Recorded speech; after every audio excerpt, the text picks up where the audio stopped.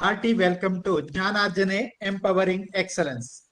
Friends, we have stepped into day 2 of Women's CA's conference. This is the 8th Women's CA's conference in Bangalore. So the theme of this conference is defining women in a new decade. We had fabulous sessions, enriching technical sessions yesterday from CA Kavita Ravinder, CA Rupa Venkatesh, and a fabulous inaugural address from Srimati Soumya V, IRS Joint Commissioner of Income Tax, and Dr. Tejaswini Gowda, MLC, Government of Karnataka. Friends, today we have another very interesting session or panel discussion. In that we are going to enrich ourselves various professional opportunities in insolvency, valuation, arbitration, and mediation and reconciliation. Friends, to impart knowledge in this panel discussion, we have 4 eminent chartered accountants. CA Rohit Kandelwal from Delhi as a moderator of this panel discussion, CA Sumit Dadda from Jaipur, CA Sweta Singh from Delhi, and CA Avinish Mata from Delhi. On behalf of Bangalore branch and on behalf of all the participants here, hearty welcome to CA Rohit Kandelwal. Hearty welcome, CA Rohit. On behalf of Bangalore branch and on behalf of all the participants here, hearty welcome to CA Sumit Dadda. Hearty welcome, Sumit. Thank you, sir. Thank you. Hearty welcome to CA Avinish Mata. Hearty welcome, sir. Hearty welcome to CA Sweta Singh. Hearty welcome, Sweta. Thank you, sir. Friends, today our branch secretary Divya also joined, and immediately after this panel discussion, we have quiz. CA Ashwini is also there. Hearty welcome to Ashwini. And after that, we have 1 hour session on women and health from Dr. Anita Bhatt, Shatayu Ayurved. She was here. I think she may join later. Welcome to her too in her absence. Hearty welcome to participants. She was the reason for this program. So every year, as a practice of Bangalore branch, this one unique program for women CAs. In this, we are going to understand various things, and maybe some of things are relevant only for women. So in that regard, so hearty welcome to each one of you. Over to Divya to introduce our eminent panelists. Thank you, Chairman. Very warm good evening to all the participants, and happy second day conference. To give a brief introduction about our first session, we have panel discussion on professional opportunities in insolvency, valuation, arbitration, and mediation conciliation. We have 3 panelists and 1 moderator. So to give a very brief introduction about them, we have Mr. Sumit Dadda, who is a chartered accountant since 2003 and has secured gold medal in CA inter examinations. He is an insolvency professional from Insolvency and Bankruptcy Board of India. He is registered valuer from Insolvency and Bankruptcy under securities or financial asset class. He is also vice chairman, Valuation Standard Board of All India Registered Valuers Organization, also independent director and audit committee chairman of listed company. With this very brief introduction, I welcome you for today's program, sir. We also have Mr. Avinish, who is a founding partner of AV and Associates Chartered Accountants with more than 3 decades of professional exposure in audit and assurance, taxation, business, and strategic legal consulting and foreign exchange issues. He sits on board of International Business Valuer Association, a registered valuers association approved by Insolvency and Bankruptcy Board of India, and also serves as an independent director till March 2020 on the board of large PSU under Ministry of Railways, and had chaired its Audit Committee, CSR Committee, and Project Review Committee. With this very brief introduction, I wholeheartedly welcome you also, sir, for today's program. Members, we have Ms. Sweta Singh, who is Director RS Valuation Services Private Limited, Chartered Accountant, Register Valuer, also BCom, and she's also a commerce graduate from Sri Ram College. She is a course research associate of IICA Valuation Certificate Program under aegis of Ministry of Corporate Affairs. She is also associate course director, and she has been regular trainer in valuation area and has been trained students from IIT Delhi and the team of United Nations Food and Agricultural Organization in 2017. For this brief introduction, I welcome you also, ma'am, for today's program. Hearty welcome to you. Members, we also have Mr. Rohit Kandelwal. He is a registered valuer under Securities of Financial Assets category. He is a qualified independent director, exam conducted by Indian Institute of Corporate Affairs. His complete course from Harvard University on topic entrepreneurship and emerging economics, fellow member of ICAI, associate member of Institute of Company Secretaries of India, partner of SPA Ark and Associates, an Indore-based leading chartered accountant firm. With this very brief introduction, I wholeheartedly welcome you also, sir, for today's program. So over to the panelist and the moderator.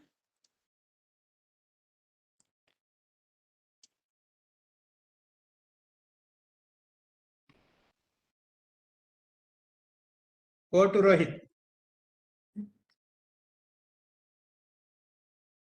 Hello everyone, a very good afternoon to all of you. A very good afternoon to all of you, especially Chairman of Bengaluru Branch, CA BT Shetty sir, CA Divya ma'am, Secretary of Bengaluru Branch, all the panelists, Shweta ma'am, Sumit sir, and Anish Mehta sir, all the seniors in the profession, and all the women members. A very good afternoon.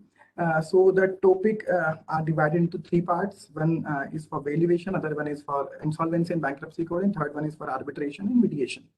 So I hope we will start with the topic valuations of securities or financial assets and what are the various opportunities available for the chartered accountants under this the new regime and under this new opportunities having area with respect to valuation. So members are having very much concern and very much doubts about how valuation is going on, how this profession is governing in this country, whether this profession is a separate profession, is combined with the profession of chartered accountant, or like our sister concerns company secretaries. So there are many queries among the members. There are certain myths about this particular profession, that whether it is connected to the corporate law, or whether this is connected to banks also. And what type of registered valuers are there, whether we can value the land, building, plant, equipment, etc. or not. What are the eligibility requirements to pursue the course of registered valuer? What is the authority? So to address all the concerns related to the valuation, as well as what are the opportunities available in this valuation field, we have Shweta Singh ma'am with all of us. So I would like to request to Shweta ma'am to throw the path on this concern, valuation, what are the various opportunities available in the valuation? Thank you, Rohit sir. First of all, I would like to thank Mr. Shetty and Divya ma'am and Avnish Mata sir and all the panelists, Sumit sir and CA Ashwini. And thank you for taking such an important topic today, which is still emerging in India. And today we will not be discussing the technicalities in valuation, but just an overview of valuation and what are the opportunities for us in this area. So, Rohitji, would you like to take some questions? Yes, we can start with the questions as well. So the first question is very quite obvious. And what is the institutional framework with respect to valuation in India? What is the basic institutional framework? Okay, so let's first understand the institutional framework of valuation in India. So before 2017, there was no institutional framework of valuation in India that imparted legitimacy to the valuation profession while holding the valuation professionals accountable for their services. The company's registered valuers and valuation rules 2017 or we can say the valuation rules that made under Companies Act 2013 is the first centralized institutional framework for development and regulation of valuation profession. Though for the time being, it is restricted to valuation required under IBC and Companies Act 2013. But after that, there is an amendment in Schedule 3 as well, where the entities has to disclose if the valuations are carried out by the registered valuer or not. So these valuation rules also provide the valuation standards and the code of conduct for valuers, and some professionals, professional in the past, they have not used the valuation standards, and which lacks the credibility of the valuation report. And every transactions, everything is dependent on the valuation and the arguments in the court is simply that, so what, we have not used the valuation standards. It's like you are arguing that we have not used the accounting standards while preparing the financial statements or while auditing the financial statements. So, and about the standards, this was not the first time that India has brought the valuation standard, but the ICAI brought valuation standards in India for the first time in 2010, which is called CAS 1, the Corporate Accounting Standards 1, when there was no statutory recognition of valuation profession. And one of our eminent speaker, Avnish Mata sir, is there with us. He was on the technical committee, and he worked very hard for our generation in this area. You were not privy to that exercise, Shweta. Yes, sir. And but it was not mandatory, but recommendatory. But nobody was stopping us to use the valuation standard. So this rule also provided two-tier regulation architecture. One is the IBBI, which is designated as a principal regulator, and while multiple competing registered valuer organizations act as frontline regulators. So currently there are 14 RVOs in India, and this was the first time that the valuation profession of valuers has received a statutory recognition similar to the profession of chartered accountants or company secretaries or cost accountants. And why this area is crucial for chartered accountants? Because the most crucial, the most important, the basis, the skill that is required in business valuation is to understand and interpret the financial statements. And what I believe that no one can do it better than a chartered accountant, because they already have the base. They know how to read the financial statements, how to analyze it, and so yeah. So this is the current structure, Rohitji, basically in India. So now the next question is, suppose I want to become a registered valuer, I want to pursue this particular course. And what is the eligibility criteria for the registration in this course? And what is the specifically the process to get to pass this exam or to get the license of registered valuer? An individual having specified qualification, which is mentioned in the rule, it's 3 years post-qualification experience in valuation. So if I'm a chartered accountant, if I have a 3 years of experience, then I can enroll in any RVO and complete the educational course of 50 hours conducted by that RVO.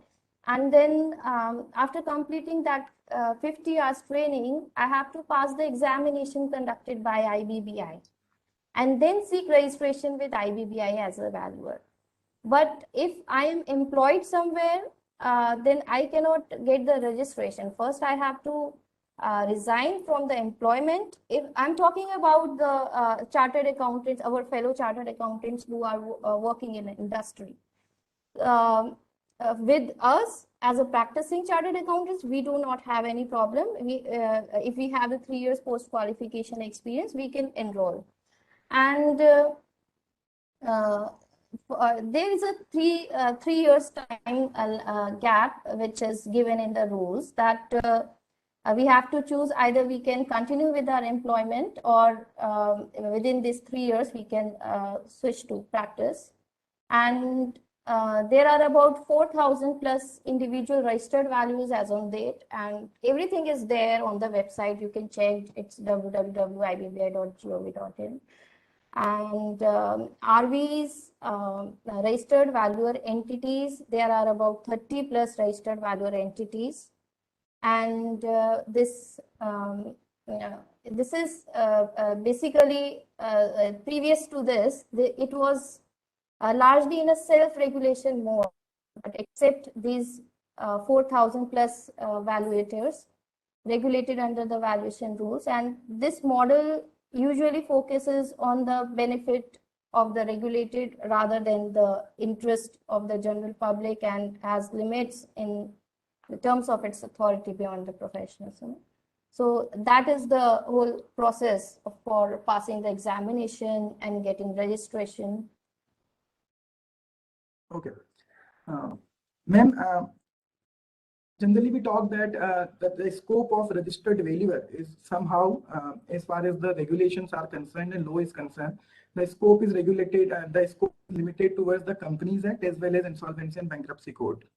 So as far as banks are concerned, how banks look at this regulation? If we talk from the perspective of the banking industry, what is the scope of this profession? Most of the banks in India are using services of RVs and RVEs only, and some of them like State Bank of India and Union Bank of India, they give preference to RVs and RVEs as they are covered under two-layer regulation. So clearly the RVs and RVEs are having an edge not only from the regulation point of view, but also from the development of profession point of view. And further, as of now, each bank is doing separate empanelment of valuers, but consider the interconnectedness of interconnected banking like consortium, etc. The empanelment needs standardization, as one bank may be affected by the other bank practices and policies related to valuation. And banks would be better served if uniformity in selection of valuers is brought in, and this can be done by IBA, Indian Banking Association, just similar to the forensic auditors or ASM. Further, IBA should ensure that each member bank prefers valuers registered with IBBI and empaneled with IBA, because such valuers are subject to two-layered regulation and they are mandatorily required to go for continuous professional development by way of CPE.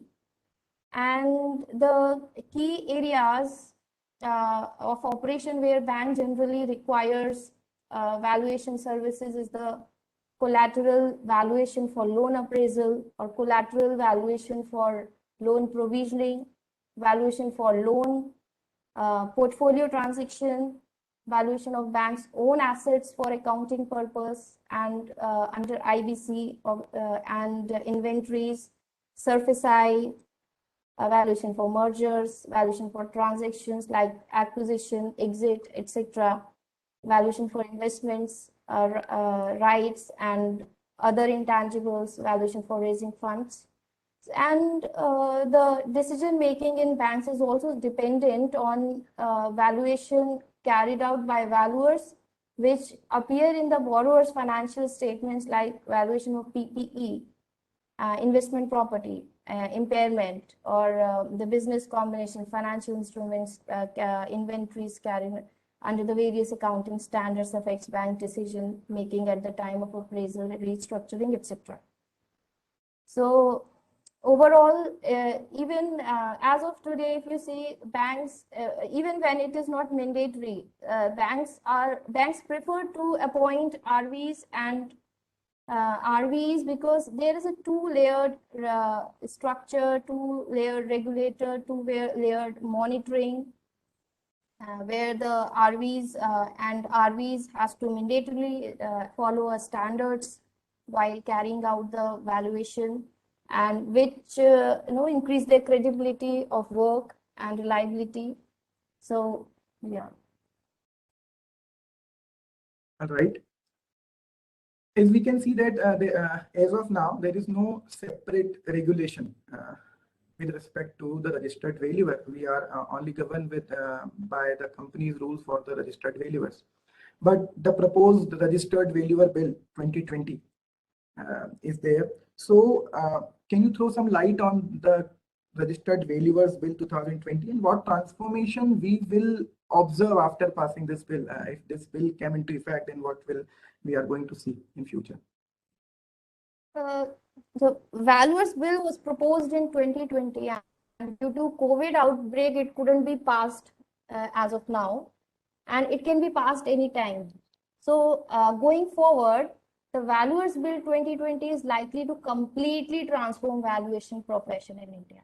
It is expected that this structural change would not only bring in qualitative and qualitative changes in the valuation, but would also bring in the valuation discipline in the coming years. And the current framework restricted to IBC, as you rightly said, and Companies Act. And after passing of bill can be extended to the other acts as well. And the framework envisaged in the valuation bills 2020 is mainly the National Institute of Valuers.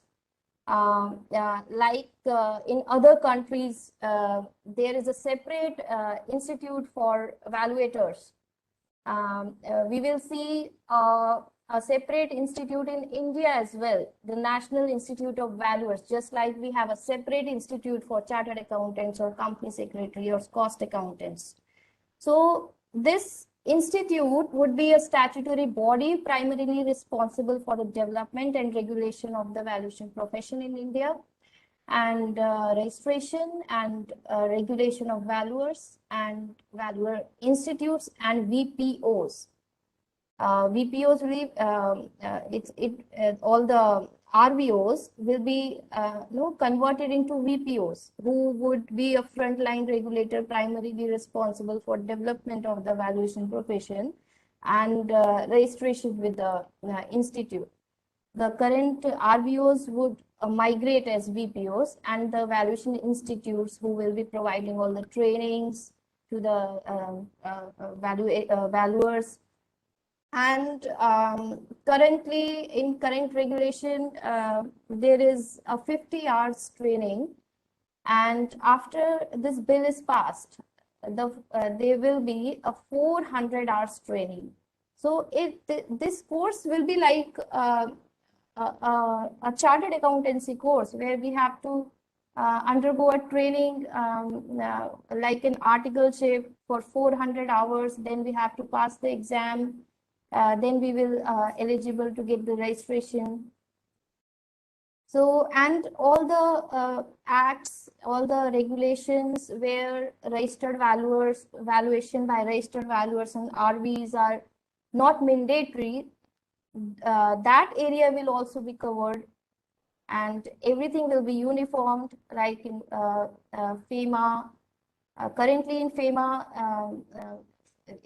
there is an amendment proposed, but currently it is not required. Valuation by registered valuer is not required, but after passing of this bill, in FEMA also valuation by registered valuer will be required, and in income tax and all other acts which are not covered as of now. Okay, thank you. So I'm coming on my last question on this valuation.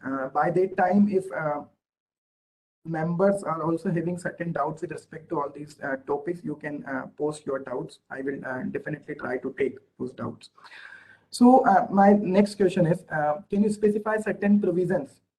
Because we are regularly talking about valuation by registered valuer under Companies Act as well as Insolvency and Bankruptcy Code.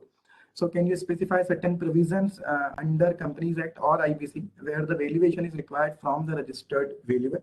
And can we provide services outside India also? Can we provide the services to foreign countries, in foreign countries?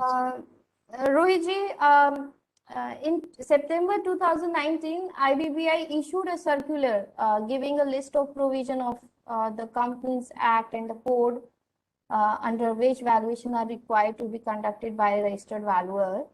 And in case of Companies Act, there was for issue of further shares and securities by an unlisted entity, then non-cash transactions between director and the company, compromise or arrangements with creditors and members, purchase of minority shareholding, and submission of report by the company liquidator in case of winding up order by NCLT, and exclusion from deposits, market value of assets where company accepts deposit with which are secured by charge on its assets, and issue of sweat equity share, then return of allotment where securities allotted for consideration other than cash, and valuation of shares purchased by its employees or by trustees for the benefits of the employees in a non-listed company. And valuations for Ind AS was not in the list, and it was there was a difference in opinion as to requirement of registered value for the purpose of Ind AS valuation. And now there is an amendment in Schedule 3, and yes, of course it was, because Ind AS was governed by the provisions of Companies Act. It is Companies Act is the genesis of Ind AS. So we always had the opinion that Ind AS should be there should be all the valuations under Ind AS should be carried out by registered valuers or RVs.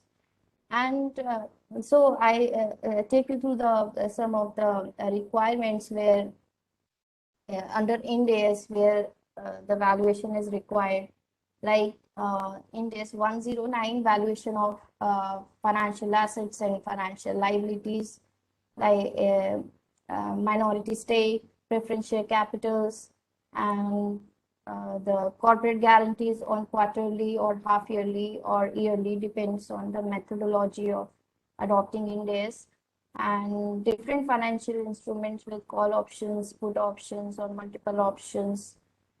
And then Ind AS 36 impairment testing. For example, if a listed company, if there is a decline in market prices, which is an indication of impairment, so the holding company goes for impairment testing for its investment in subject listed company. They appoint valuer to estimate the value in use, VIU, or the fair value less cost of disposal, FVLCD. And sometimes the companies have a non-operating asset also, which is not fully reflected in the market price. So the valuer has to assess it separately, then test for impairment. So this exercise goes on every year. And the cash flows for VIU, value in use, is different for cash flows for estimating the fair value in Ind AS 113.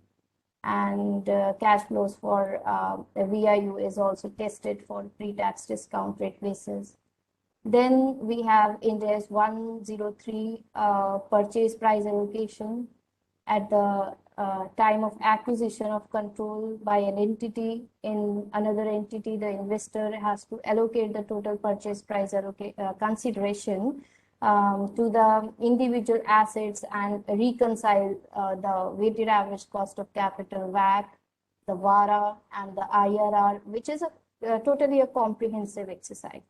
So in that case, not only the assets which are reflected in the financial statements of the company are subject to valuation, but also the intangible assets like trademark, customer contracts, customer relations, IPRs are also required separately. And the resulting goodwill or bargain purchase is arrived. The goodwill is tested for impairment for all the year for subsequent years.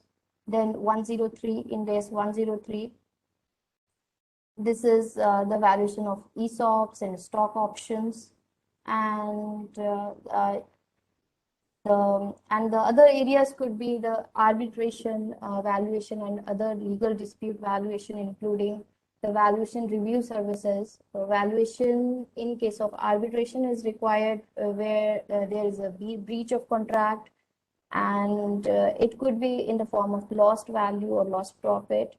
If the economic loss is to be determined in the form of lost value, then it requires concept of valuation, and such valuations are mainly tested in arbitration tribunals. And the prominent role of a valuer of us is required in case of determination of fair value in case of shareholder dissent and shareholders oppression and mismanagement, and such valuations are mainly tested in CLT. Then expert witnessing is highly skilled but highly paid, and about the internationally, there is a lot of scope for all the valuers to to export our services, because if you ask me is this registered valuer course or to become an RV is necessary to export our services, the answer is no. We do not have to get a license from IBBI to export the valuation services outside India, but it is only our expertise and our experience, our skill, so we can capture the market outside. And if we talk about Singapore, the 50% of the GDP of Singapore is from legal and arbitration services, where 90% of the cases are from India only. So, and there is a huge market for valuers in arbitration valuation. And then the mergers and acquisitions, then goodwill of intellectual properties, evaluation of intellectual properties, and the startup valuation. We help the startups, and not just the valuers, but in all the professions, and in return the startup they teach us about the new ideas. So, and then some family settlements and income tax. Then section 9 of the income tax, income deemed to accrue or arise in India. Section 50, 56 and 92, 11, rule 11 UA, 11 UB and 11 UC. For example, explanation 5 of rule 9, section 9. So for the it says that if the share or interest of the foreign entity derives directly or indirectly its value substantially from India, from assets located in India, then explanation 6 comes, and it shall be deemed to derive its value substantially from assets, whether tangible or intangible, located in India, if on the specified date the value of such assets exceed the amount of 10 crore rupees. And the second, which is important for us, is that it represents at least 50% of the value of all the assets owned by the foreign entity. So in this 50, for concluding this 50%, a valuer's job comes here to value the interest. What is the value of interest in India and the fair value basis. Then section 92 of the Income Tax Act, determination of arm's length price, and it is the most it is not the other method. It is not among the first 5 methods. First 5 methods are not the part of valuation exercise. Then SURF-SI, the Limited Liability Partnership Act, then foreign, then FEMA, under the provisions of FEMA. Currently it is not, but after passing it will require the registered valuers to carry out the valuation. And so we have the time constraints here. So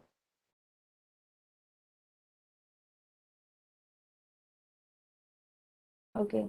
So Rohit ji, these were the major areas where there is a lot of opportunities for us to expand our practice as a business valuers. Interesting. So there is a long list of circumstances under which valuation is required from the registered valuer. We can provide our services.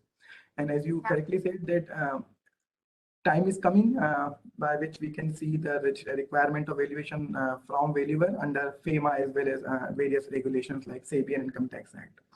So thank you so much for these input. I hope the members will definitely helpful. It's for member to remove their doubts related to this wonderful profession, registered valuer.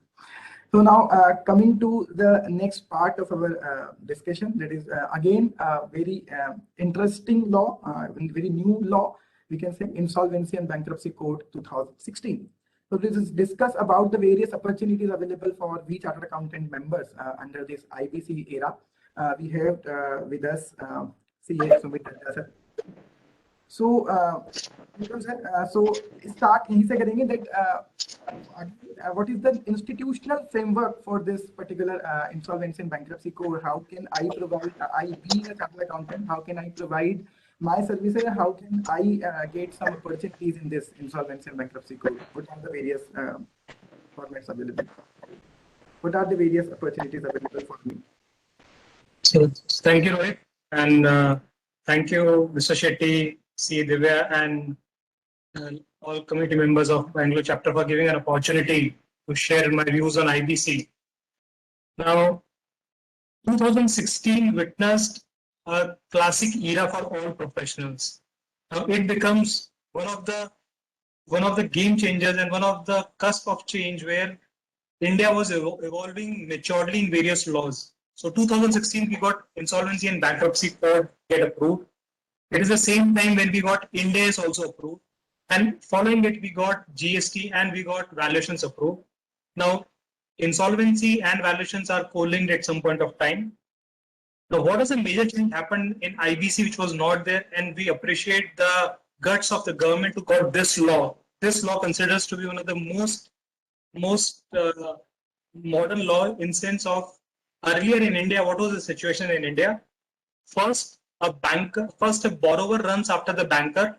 Please give me loan, and he used to run after that. After the banker grants the loan to the borrower, then the banker's nightmare starts. Then the banker runs after the borrower, sir, please at least pay my EMI. And borrower knows that the banker had no power on him except going on the court. And you know how much it happens in our court. And I'm sure you will recall Damini scene, Tariq pe Tariq and Tariq pe Tariq. So it used to take a long time in court litigation process. So for that reason, the new thing has came, which is getting a control from borrower to lender. First time it happened that the control shifts from a borrower to lender's perspective. So this IBC got a very fancy law. A lot of banks are using this law. It is actually helping some banks to recover their money faster. Now the borrower will be scared. And the borrower is scared for a simple reason. He knows if I default, control of my company will go into the hands of some other professionals, some other lenders. Now, what we can do as a professionals and who it can be. So IBC is now governed by Insolvency Bankruptcy Board of India. So IBC is governed by IBBI, Insolvency Bankruptcy Board of India. So which is a mother body who controls all codes, all litigations, all IBC related matters in India, whether be it a company, LLP. Now, who can become IP professionals? So as of today, we have 3,670 IP professionals as of 30th June. And out of this, 2,000 plus are CA members who are chartered accountants and giving services as IP. So to become an IP, the first minimum condition is you should have a 10 years of membership experience. It is not saying 10 years of practice, 10 years of membership. So I became a member in 2000, let's say 10. And from that, I'm working in corporate sector. I'm doing a job. Now I have a 10 years of experience as a practice, as a member in job. I can give exam of IBBI, pass the exam, I can become a insolvency professional. So this is one criteria where you need to have a 10 years of membership. But now suppose I'm just became CA and I can't wait for 10 years because I love law. So if those members who love law, IBC is for them. It's a huge opportunity. Those who like law, love law, have a great interest on towards law. So someone who's just become a member 1 year, 2 years and not able to meet the criteria of 10 years, then there is a 2 years course of IBC by Institute of Corporate Affairs. So there is the Indian Institute of Corporate Affairs. They do a program of 2 years of IBC. You do that 2 years program, and then you can become a insolvency professional without qualifying for 10 years of experience. So that is also a gateway for you. If someone is of, let's say, just having 9 years of experience today, and he or she, if it's a 9 years, then also the law allows you to give exam, pass the exam, and in next year, when you'll have a 10 years completion, you can become a IP professional. Once you become IP professional, your name is listed on membership list of IBBI. So IBBI will show on their website who all are the eligible insolvency professionals, which year they passed, what is their contact details.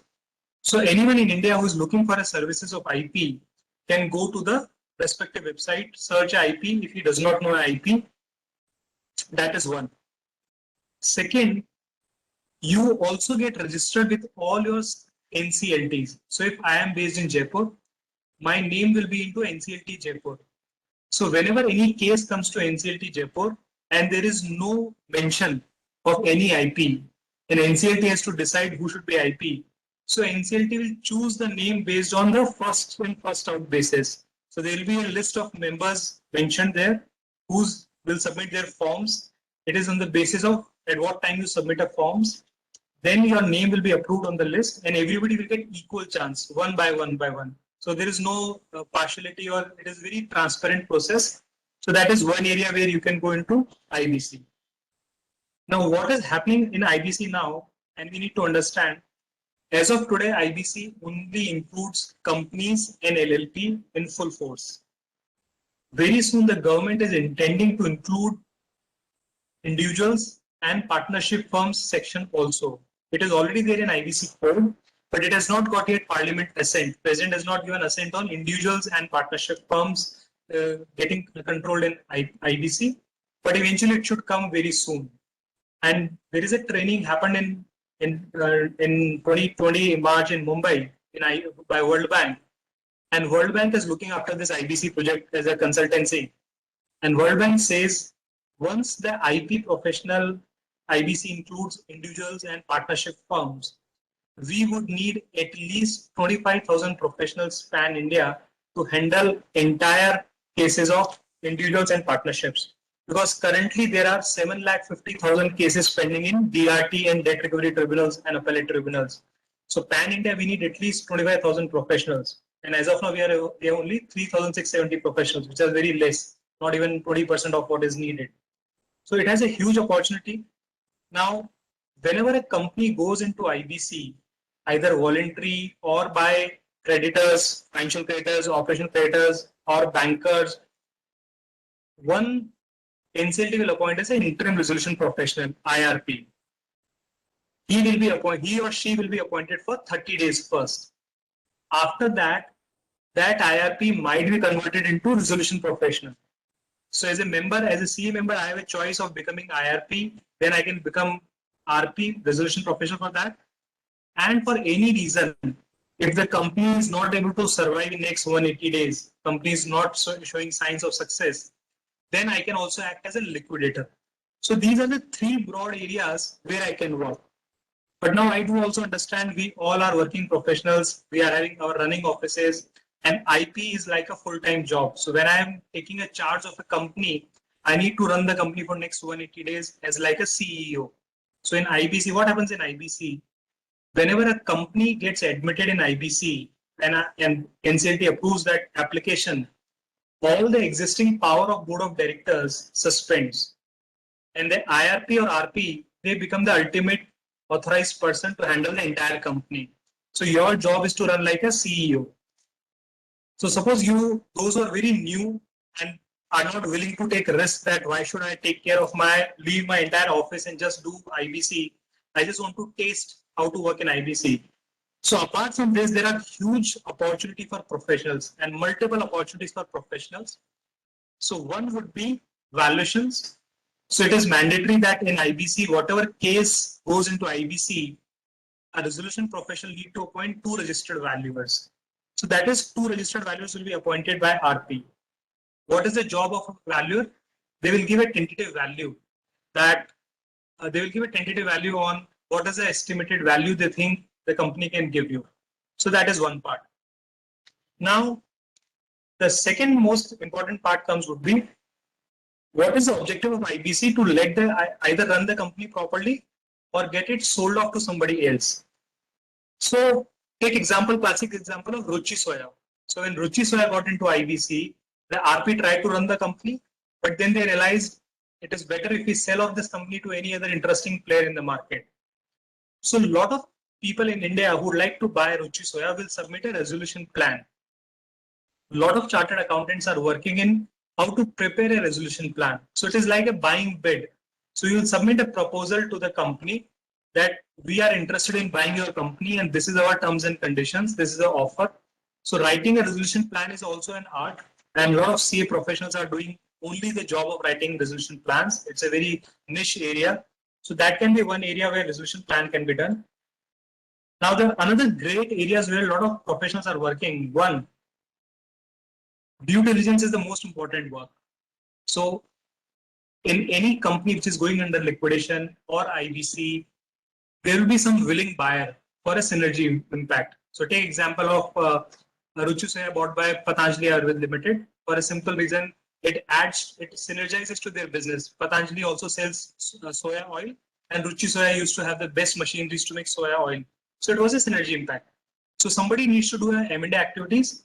So there are a lot of CA professionals who are working as a M&A consultants to look only for companies in distress. And we all know when a company is in distress, you can do a value buying or you can get a very economic price at a very good asset. So, and if somebody is doing an M&A, then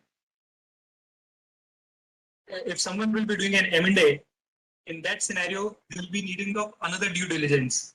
The same team cannot do DD just for independence perspective. So due diligence is also a great opportunity for professionals in this. Apart from due diligence and M&A, then also comes a valuation, because the one valuer which IP is appointing, that is only for working on behalf of company. A buyer will not rely only on the valuation of a company valuer. Because if let's say I appoint Shweta as a valuer, Shweta will be valuing on behalf of the company which is in distress. But the buyer may not fully rely on the other side of valuer. He would also like to have an independent valuation. So they may go for any CA just to have a CA or valuer, just to give a ballpark figure whether the number is right or whether the opportunities is fine. So that valuation is also there. Second, generally in all IBC cases, whenever an RP is appointed, he removes all the existing all the existing auditors, all the existing internal auditors, all the existing accounting team. So there are a lot of opportunities to assist as a secretarial work or as a accounting work. That's again a good area in this. Now, second, in IBC, one of the major areas which is growing a lot, that is forensic audits or transaction audits. So if you are have interest in doing a transactions audit, forensic audit, and you are also IP, you definitely cannot do same forensic audit for your own case. But when you do for other cases, in other matters, you know the law of IBC very well, and you know what is expectation in forensic and transaction audit. So that is again a good area. Another great area of practice would be representing in NCLTs and NCLATs. So this litigation part, so if I became an IRP or RP and the corporate data, the company is not happy with me and company wants to put a claim against me, they will always ask their consultant to go to file a case against me in CLAT or NCLT.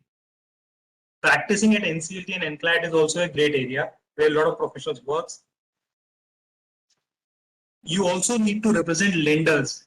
So there is again a professional opportunities how to represent lenders.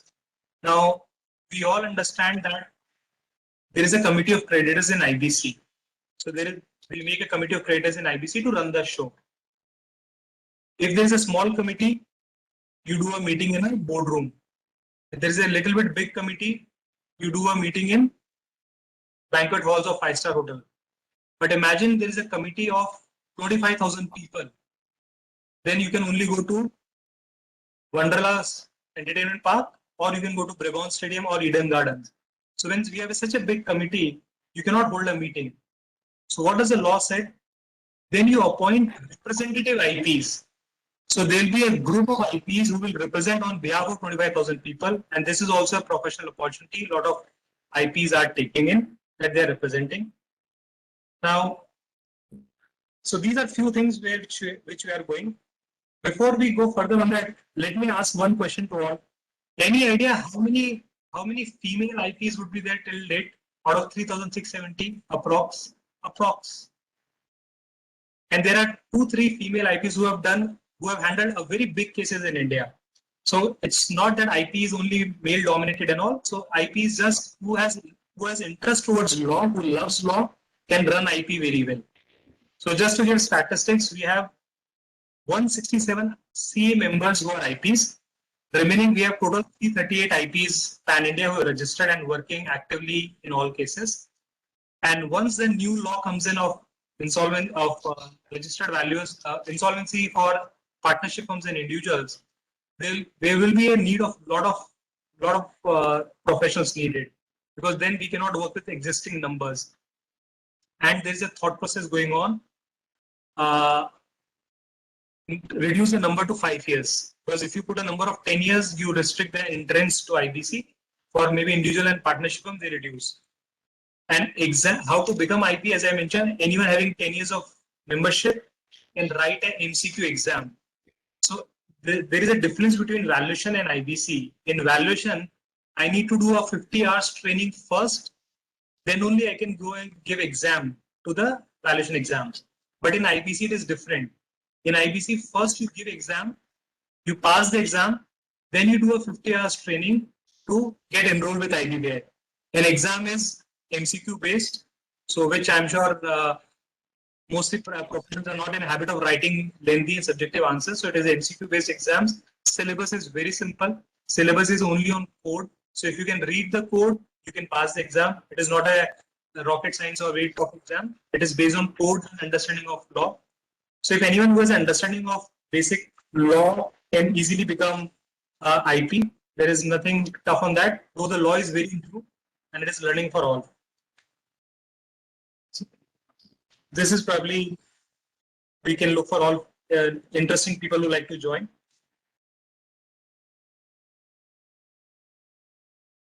Right, sir. Extremely sorry due to heavy rain. Network disconnect. I don't know. For 5 minutes. So coming on my question, we can see that IBC is very new law. It's very emerging. So there are a number of changes which are coming on the part of authorities or embedded on the part of regulation law procedure. So it was now what's new in the person on IBC. Apologies, Rohit, I'm not able to hear you, but there's an echo coming. So can you type or chat the question if possible in a brief, if possible? Your voice is not coming. I don't know if it is with me or everyone.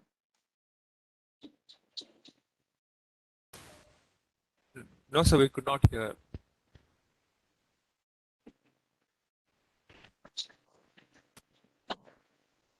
So in the meantime, Rohit is typing. Let me show you statistics. This is every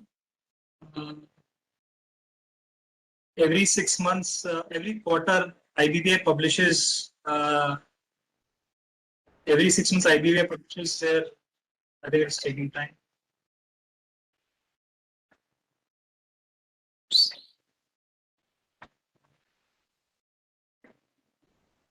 I think the system some issues happening.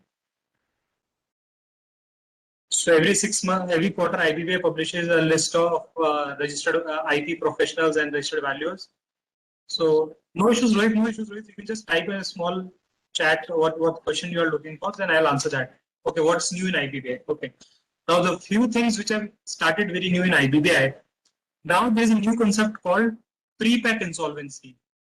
So instead of the you're going after the problem occurs, there's a new concept happening where the promoter himself goes to a consultant and say that I'm facing problem and I think I'll not be able to run the business properly. Now, if I'm not able to run the business properly, then they say, okay, then in that case, you just apply to NCLT that we are not able to run properly. So let us find a suitable buyer so that there will not be loss of any value to the business and bank. So that is a new area coming in IBC, which is going off late in last month only. It started in May onwards. They started a new concept of pre-pack insolvency. That's a new thing going on. And now one important point which I missed in earlier session, earlier point that now what are the others? One important point which a lot of people can do. So suppose I'm not an IP, nor I'm having a 10 years of experience. I don't have that. Then what can happen as of today? There is a concept of sending notices. I can take the opportunity of sending notices to the consultants, on behalf of operation creditor. I can send a notice to a company.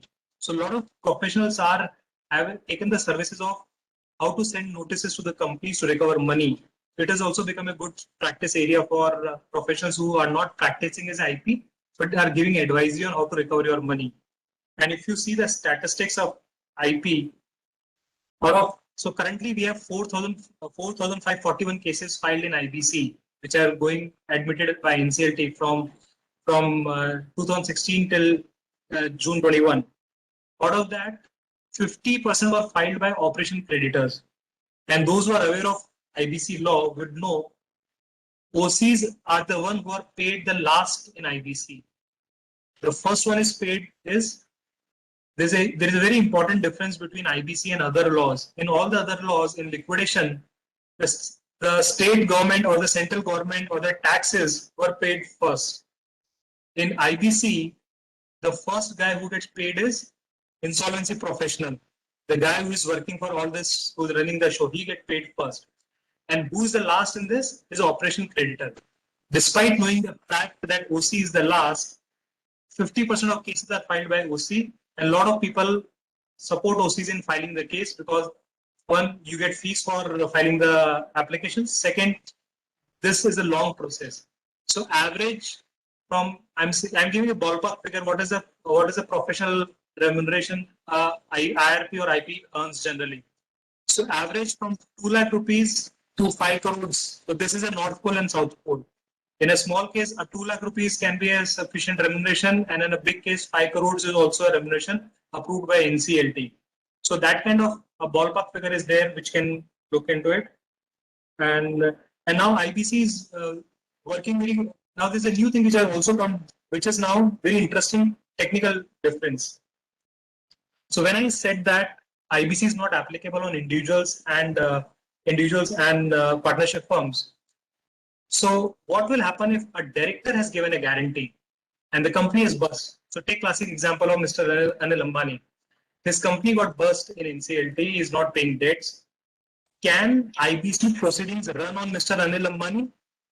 So somebody can always take view that insolvency individuals are not covered, so we cannot touch Mr. Ambani. But NCLT has defined corporate person also includes individual directors of the company.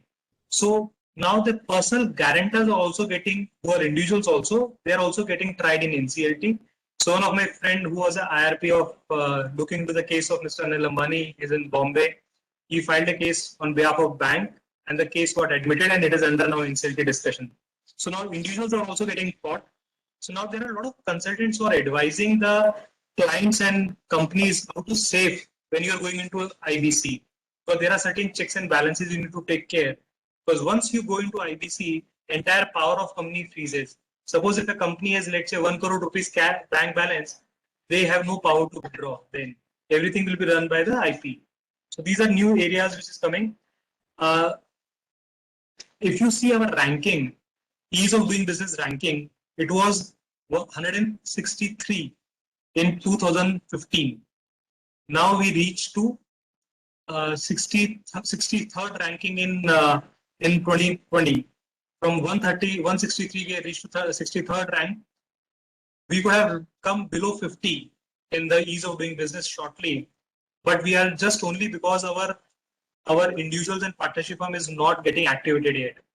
Ideally, this would have been activated last year, ideally, but due to COVID, now government is not in a mood to active immediately, because government knows this is at testing times, and in this scenario, even the genuine persons will default. And we all know that cash flows got hit by so many people. So government is trying to delay individuals and partnership firms, because if tomorrow the law gets approved, then for any reason, a lot of people who are genuine people are getting a COVID impact. There will be a huge number of cases in India. And currently we do not have that much of DRTs and appellate tribunals who can handle individual cases in that big number. So they are trying to hold it for some time.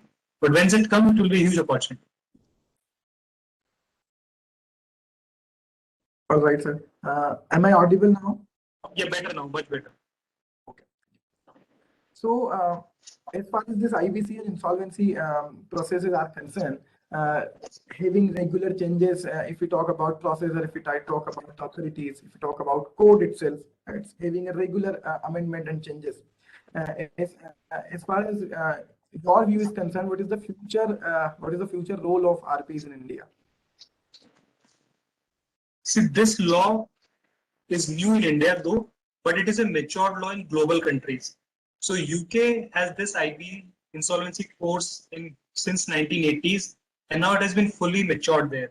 So initially, this will help a lot to get India's image approved abroad, because earlier, whenever realization ranking was there, how much money can be realized in India once we are into insolvency, our ranking was coming 25%.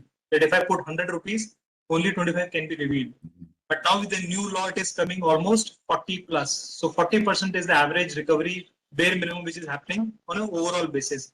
In some cases, we have recovered up to 100%. In some cases, we have gone not more than 20%. So average 40% is given by IBBI statistics on out of 4,541 cases. That's the recovery which have been projected. In future, since we will be having individuals and partnership coming in, and all laws of insolvency in India will only come under this act, because earlier there were so many different acts, but now it will be only one code.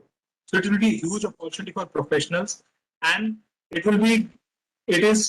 act will going to stay forever. This will not get obsolete, or it will not get swayed away. Just like we have the SICA Act or RDDBFI Act have taken a short view.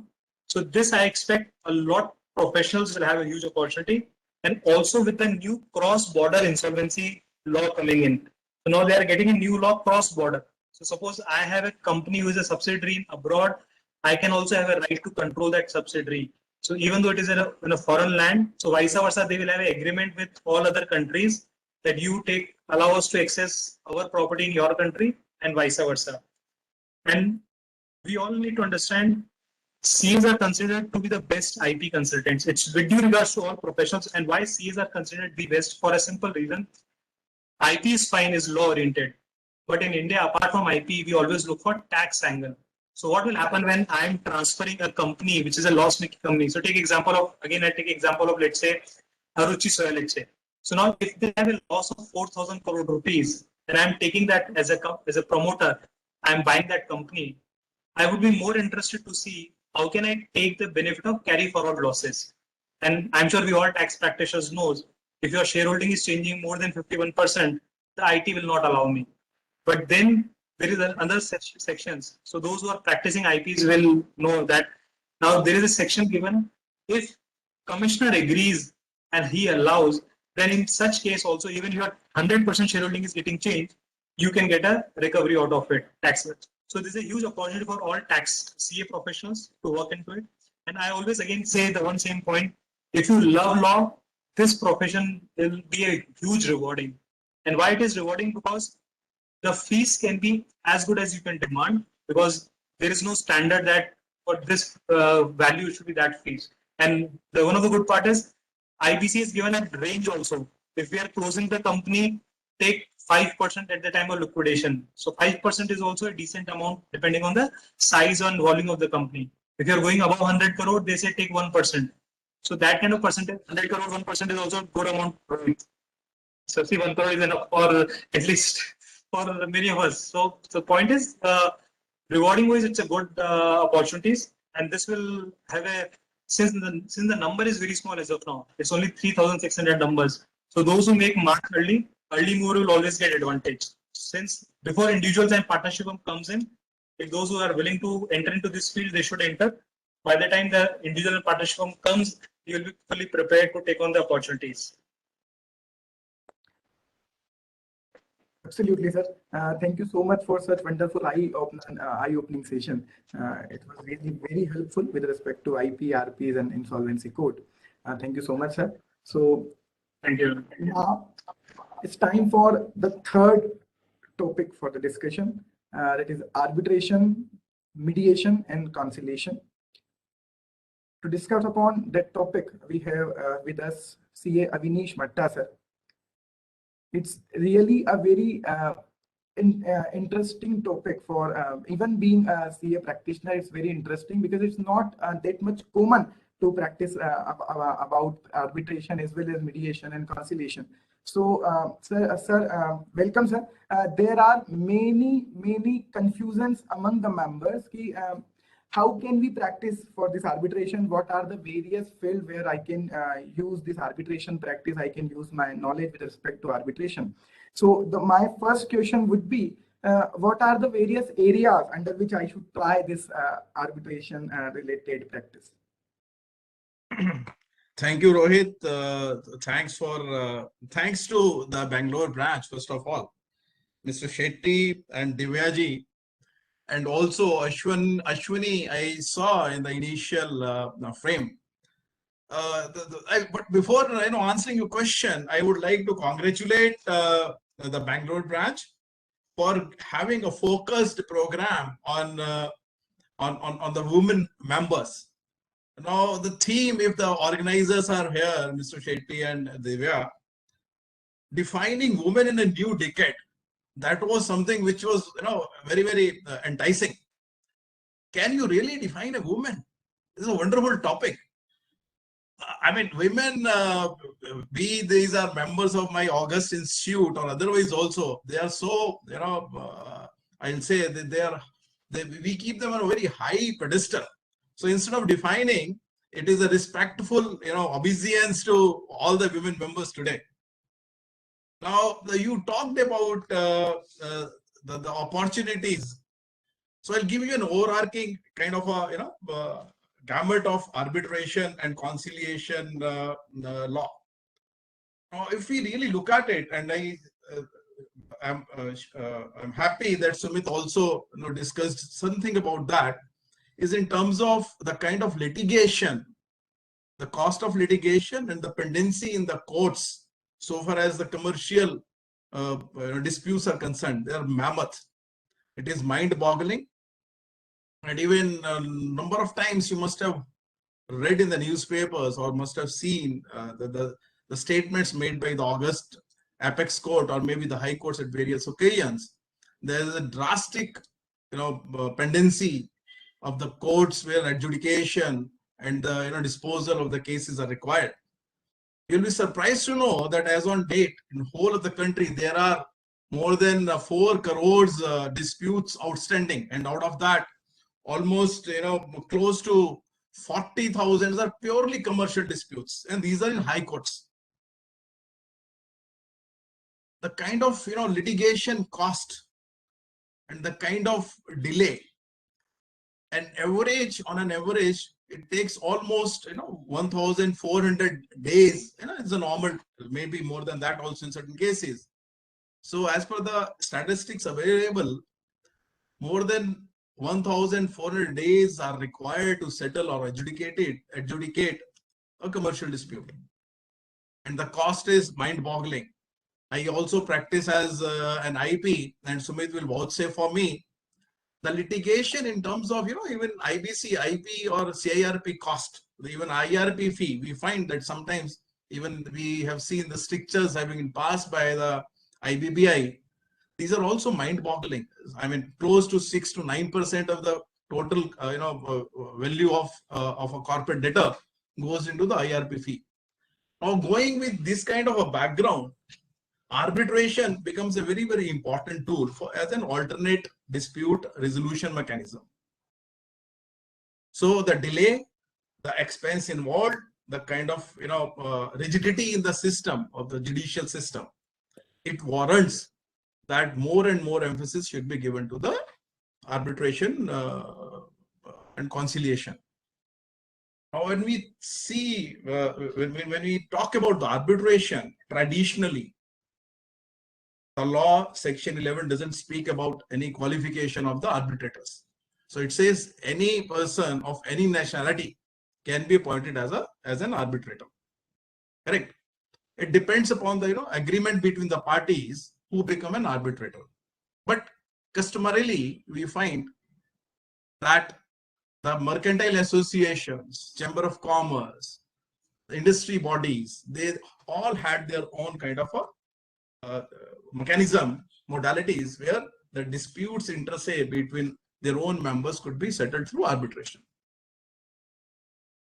Going forward, or even in the current dispensation of the 1996 Arbitration and Conciliation Act, it simply says that any person of any nationality can be appointed as an arbitrator.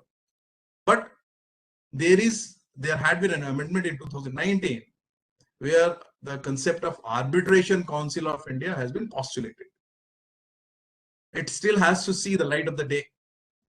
The government still hasn't set up that, the modalities to fix up. The regulatory regime is still not in place. 2019, this amendment came into the arbitration law.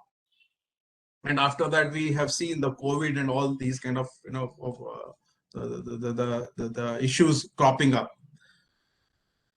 Now, in that, 43J was a section in the Arbitration Act which spoke about the qualification of the arbitrators. But it is part of the chapter where the Arbitration Council is being postulated. Now, if we see that section, it speaks about Schedule 8 in the Arbitration Act. Schedule 8 of the Arbitration Act lists down a lot of professionals. It starts with the advocates, it ends with the legal officers and all that. Chartered accountants with 10 years experience, they also find their positioning in that particular schedule. But in March 2021, there is again an amendment in the Arbitration Act, which has been passed by both the houses of the parliament, which says the qualification of an arbitrator shall be as per the regulations devised under the section 43J, again, which is set up, which is being set up through the Arbitration Council. Now, when the total regulatory regimen of the Arbitration Council comes in place, they may have whole list of qualifications which the people who can become the arbitrators. Opportunities, you said, these are galore. I mean, I still say, despite all these regulatory changes which are in the offing, there are opportunities. Now, as Shweta also mentioned, and Sumit also stated about that, there is a dual kind of a regulatory regimen in the IBC as well as under the valuation rules. So that means there are two levels of regulatory regimen. So one is, for example, if I take IBC, there is IPA, Insolvency Professional Agencies of ICAI and ICSI. Similarly, RVOs, like Shweta spoke about RVOs or VPOs. The whole 14 RVOs, VPOs are there. But overarching regulatory setup, the framework is taken care of by the Insolvency and Bankruptcy Board of India. What I'm perceiving is on the similar lines, we may have the Arbitration Council, which may outline who all shall be could be the arbitrators, and accordingly there could be examination or may not be there for certain level of professionals. But having said that, this is the total regulatory framework which we find so far as the arbitration law is concerned. So opportunities, if we talk about, these are too many. When we, or Shweta also did mention about 2010 corporate affairs standards, but before that we did some work on the Arbitration Act. When 1996 Act was passed, there was a course devised by the institute for the arbitrators. If you go, and today also that course is being conducted by the institute. This is what is my understanding. Now there, what we perceived, that arbitration can be done by a member, and there was an arbitrators panel which was being maintained by ICAI. Today also, you may find there is a panel of arbitrators with industry bodies. For example, FICCI, they have Indian Council of Arbitrators. Lot of courts, high courts, for example, Delhi High Court, they have Delhi International Arbitration Center. They have their own, they have laid down their qualification parameters. And for chartered accountants, you may find that chartered accountants with 10 years of practice and having a specific knowledge or the competence of the arbitration, he can be empaneled as an arbitrator by the High Court. Now, arbitration is so flexible that, for example, if we enter into an agreement, say Rohit, you and me enter into an agreement, and we say Mr. XYZ is going to be an arbitrator, sole arbitrator. It is possible if both of us agree. But if that agreement says that arbitrator shall be appointed by from a panel which is being maintained by ICAI or ICA, Indian Council of Arbitrators, or arbitrator which is to be appointed by another agency, similar kind of council, then that arbitrator needs to be appointed by through that particular panel. But both of the parties should agree to the particular arbitrator. Or we may have arbitrator from one party and other from another arbitrator from the other party. And both of these arbitrators will choose a third arbitrator, which is again what the law says. It has to be to be an odd kind of a composition, so that there could be decision making becomes possible easily. When it comes to the sole arbitrator, just for the sake of understanding of my professionals, because this is something new which probably we should be knowing about. A party to an agreement cannot appoint or say in the particular agreement that Avnish Mata will appoint an arbitrator, a sole arbitrator. Even if it is part of the agreement, we may name one person, but the Supreme Court in a latest case, Parkinson's or something like that, they held that party who has an interest in a dispute cannot have any, because there is a conflict of interest. So typically, what I'm trying to say is opportunities are mammoth. What we suggest, and whenever we try to speak on this subject, we say whenever you give a counseling or a consulting or advisory to any of your client, which is going to enter into, say for example, a partnership deed, simplest example, or a lease agreement, you should keep a particular clause which speaks about appointment of an arbitrator. And we typically, as a matter of practice, what we write that the parties to this agreement shall appoint an arbitrator or arbitrators out of the panel maintained by the ICAI, because they want to promote my members.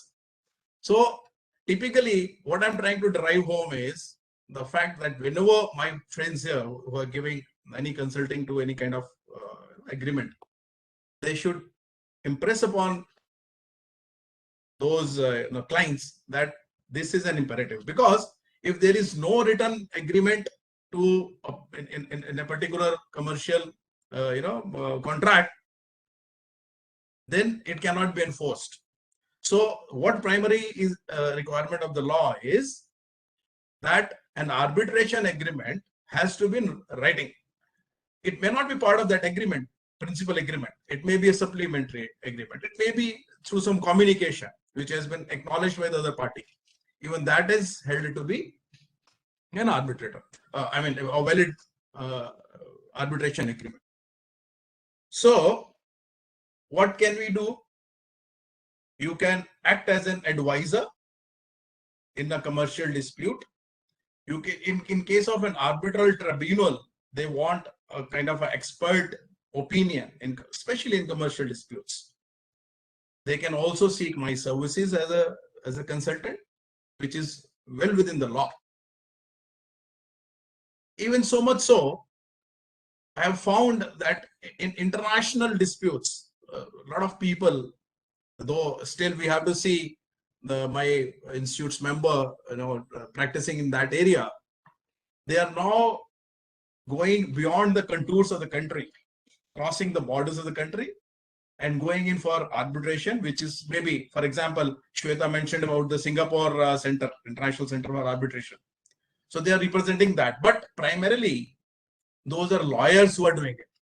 So lawyers and the people, for example, you may have a live example that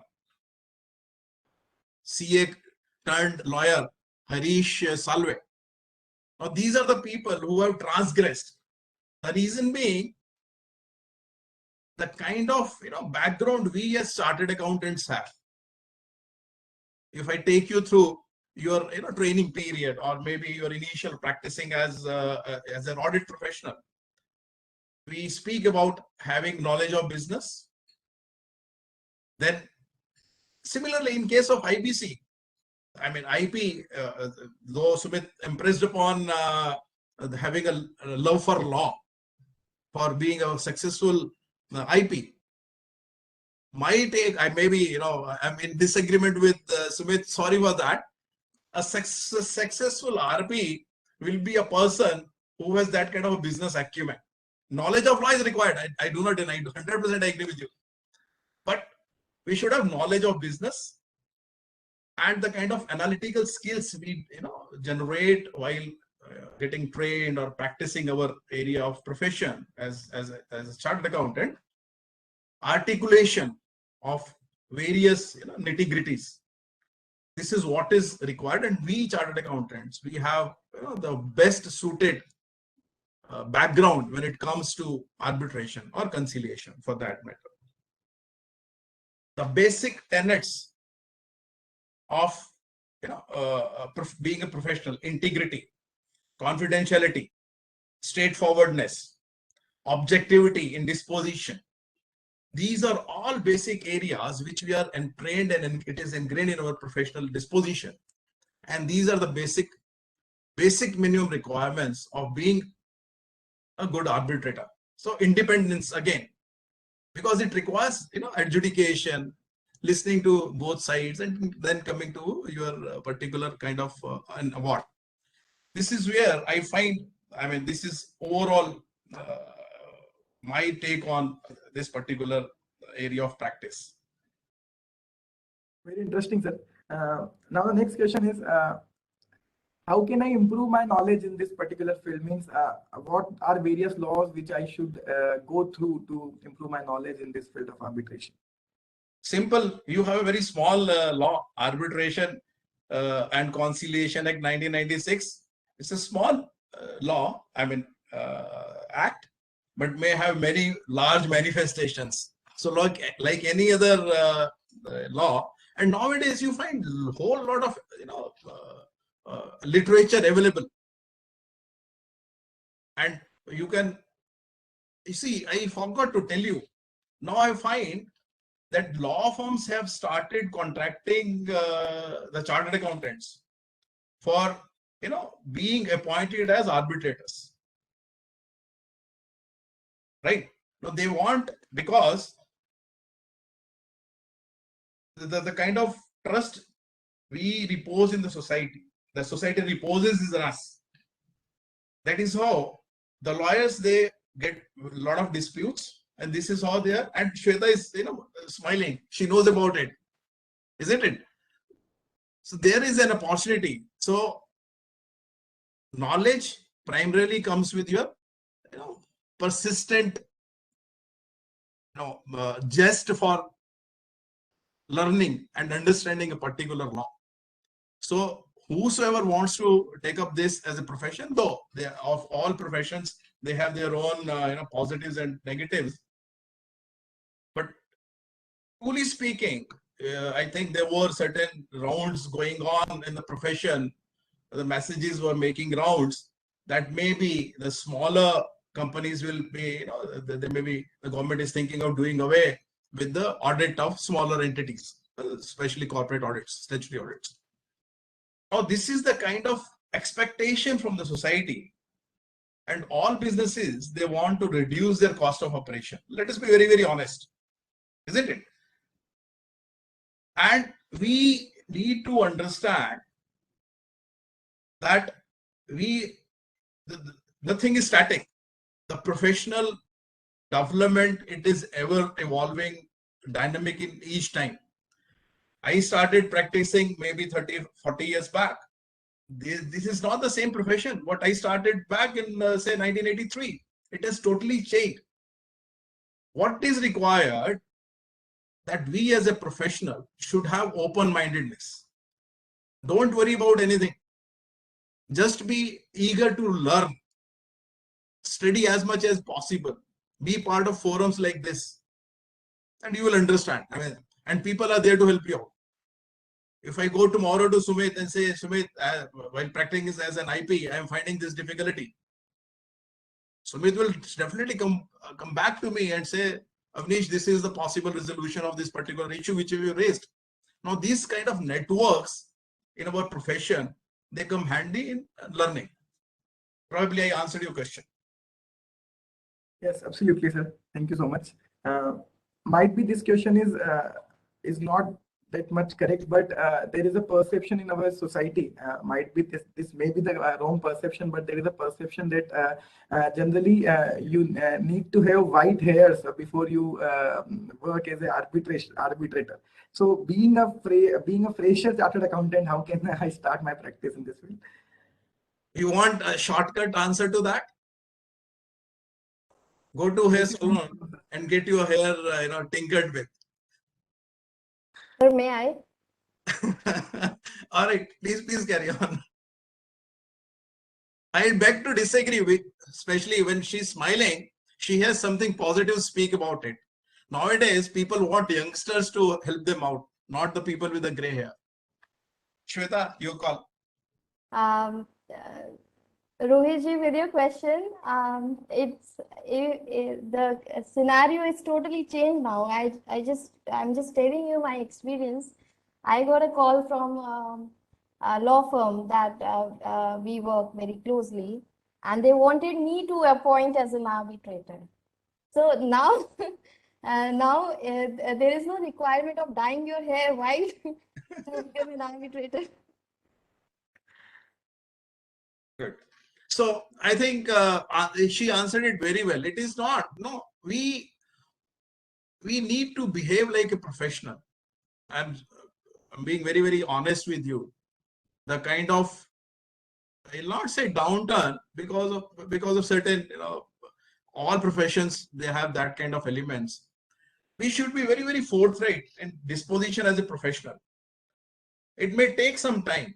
It may take a couple of years. Once the people know that you have a great integrity, you know your subject very well, and you're not going to, you need to build a confidence. That is what is required. It is not. See, the best part of my profession, I always used to say, the gentleman who has sought the membership yesterday and a person of my age, we are being treated by the institute at the same level. I mean, even that person who qualified yesterday, took his membership yesterday with the COP yesterday, he can attest the same balance sheet today, which I am authorized to do. So probably when you say about gray hair, they may have certain connotations, except that people may say you may bow before you. But when it comes to the professional walk, it doesn't matter much. What is required is the quality of the service and the how you deal with the client. That is much more important. Thank you so much, sir. Thanks a lot. Thank you so much for this concrete discussion. Even I was having certain doubts with respect to this. Thanks a lot for clearing all these doubts. Thank you so much. Thank you, Shweta ma'am. Thank you, Sumit sir. Thank you, Vinesh sir. Sorry, Rohit, you are missing a point. I was listening to Shweta, listening to Sumit. They did not touch upon. Now, this is the conference for the women CA, isn't it? They did not touch upon why their particular professions they spoke about is well-mannered or it is good for the women members. Now I'm going to tell you in terms of arbitration and conciliation mediation, why I may see a successful women members as part of this profession, because as I mentioned, the profession is dynamic. What are the best qualities let us try to understand the attributes of the female. First, they are multitaskers. They balance the interest of all stakeholders in the family. They handle their in-laws, they handle their children, handle husbands, brothers, and whosoever is there in the family. They are having empathy. They are a good counselors, isn't it? Well, these are the basic tenets. So what arbitration, conciliation, and mediation is required is a process of facilitation, isn't it? Which requires whole of human attributes, and females are best suited for that. And I think Shweta and Ashwini, they must agree with me that arbitrators and conciliators, they can become better than probably you and me. Correct, sir. Thank you. Thank you. True, sir. True. So over to Divya ma'am. Yes, sir.